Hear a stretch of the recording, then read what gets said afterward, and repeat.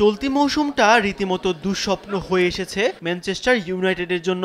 মৌসুমের শুরু থেকেই একের পর এক হারে ছন্নছাড়া অবস্থা রেড ডেভিল শিবিরে। প্রিমিয়ার লিগেও সবশেষ 5 ম্যাচে মাত্র একটিতে জয় পেয়েছে তারা। এবার ইউরোপা লিগে তাদের প্রতিপক্ষ স্কটিশ ক্লাব রেঞ্জার্স।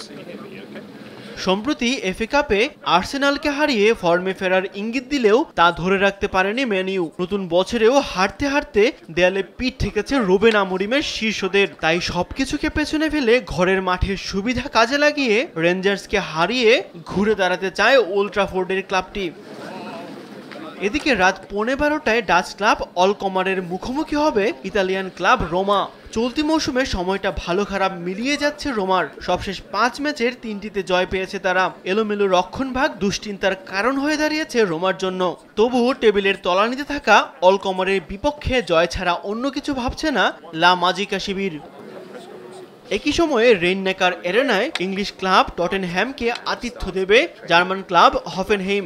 বেশ কিছুদিন ধরেই ক্রমাগত হারের বৃত্তে ঘুরপাক খাচ্ছে টটেনহ্যাম। প্রিমিয়ার লিগে টানা 5 ম্যাচে জয় শূন্য তারা। তবে কারাবাও কাপের সেমিফাইনালের প্রথম লেগে লিভারপুলকে হারিয়ে ফর্মে ফেরার ইঙ্গিত দিয়ে রেখেছে টটেনহ্যাম। এবার দুর্বল হফেনহ্যামকে হারিয়ে ইউরোপা লিগের পয়েন্ট টেবিলে নিজেদের আরও এগিয়ে নিতে পারে কিনা সেটাই এখন দেখার বিষয়।